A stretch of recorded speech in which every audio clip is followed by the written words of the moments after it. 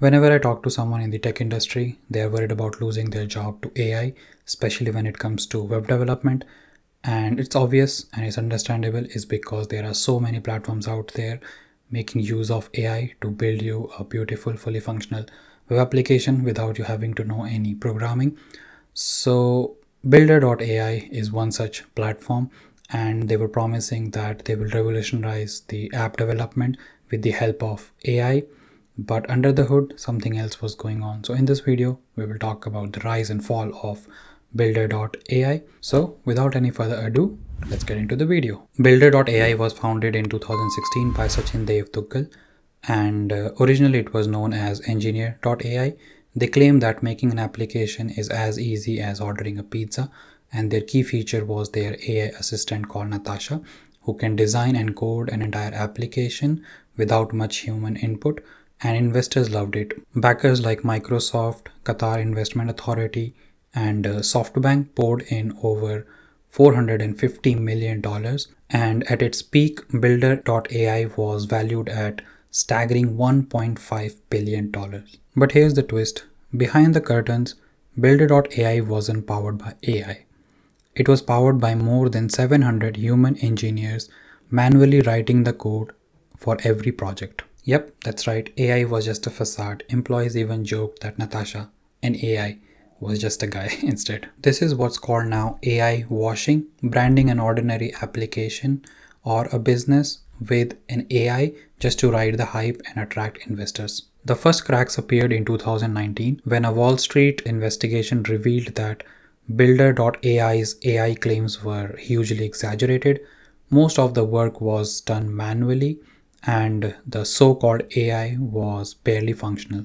Even then, the company kept selling the AI dream, telling investors that 80% of the applications are built using AI. But the story doesn't end there. Builder.ai also inflated its sales numbers. From 2021 to 2024, it allegedly engaged in round tripping, exchanging fake invoices with a social media company called Verse. I don't know exactly how you pronounce it, but I'm gonna say Verse.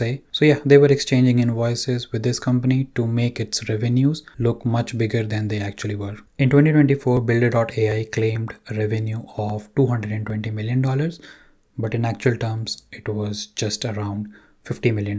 By early 2025, the truth was out. Investors fled, lenders seized what was left, and nearly 1,000 employees lost their jobs. Builders.ai filed for bankruptcy in the US, UK, and India. The company owed millions to tech giants like Amazon and Microsoft, and now is under federal investigation for fraud and financial misconduct. Builder.ai's downfall has become a good example of dangers of unchecked AI hype. Regulators and investors, they are asking for proofs and transparency around the capabilities of AI. So next time when a startup claims that AI can do everything, don't just blindly believe it. Ask few questions. And coming back to our question, do we need web developers? The simple answer is yes, we do need. Yes, AI can build simple applications, make some games and things like that, but it cannot build a full-fledged web application. And if you are a web developer who knows how to do all those things from start to finish, if you are a full stack developer, you don't really need to worry about it. And if you are someone who is learning all these things and wants to be a web developer, you definitely need to have a very good foundation and make sure you know all those things. And then obviously you can use AI on the side to increase the development speed of your applications. So you will be a lot more productive while you can make use of AI. But saying that AI will do everything, that is not possible. At least today it is not possible. And if you keep your foundations strong, you will still be relevant in the market for a very long time. And it's not just for web developers. I think data scientists can also make use of these AI tools. I personally make use of AI tools on daily basis, and if I had to do some analysis and it used to take 1 hour in the past, now it probably takes half an hour or maybe even less.